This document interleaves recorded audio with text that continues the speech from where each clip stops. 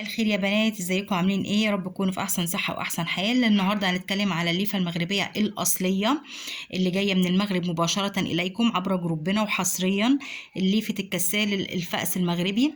بصراحه عايزه اقول لكم ما شفت زيها في مصر خالص. انا شفت لوف كتير، بس النوع الجديد اللي منزلينه 2021 السنه دي بصراحه جميل جدا. بصوا، دي طبقه ناعمه، تمام. دي عشان تشيل طبقة الماسكات اللي بتبقى بنحطها بعد الصابون المغربي. والطبقة دي خشنة، بصوا خشنة جدا.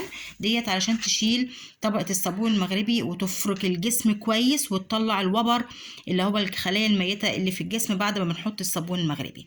الليفة المغربية اللي عندنا وارد المغرب بالختم والعلامة الأصلية زي ما احنا شايفين اهي، تمام. وكمان عايزة اقول لكم، يعني انا جربتها بتخلي الجسم حرير، يعني عارفه مع الصابون المغربي والدلكات والحاجات دي كلها بتفرق معاكي جامد جدا. يعني الليفه المغربيه الاصليه بتزود من نعومه الجسم، بتزود من بياضه، بتزود من نضارته. اولا مجرد ما الجسم نضف، كل بقايا الجلد، الوزه، الخشونه اللي فيه، الحبوب، الدمامل، اي حاجه بتختفي تماما. لان الحبوب والدمامل والحاجات دي بتطلع نتيجه ايه؟ نتيجه عدم استخدامنا لمنتج كويس في ازاله الترسبات او الاوساخ على الجسم، تمام. عشان كده بقول لكم الصابون المغربي ده اساسي في عمليه النظافه من ايام جدودنا، وما بيستخدموه بالذات ان هو بيتكون من منتجات طبيعيه وبيتكون من زيوت طبيعيه.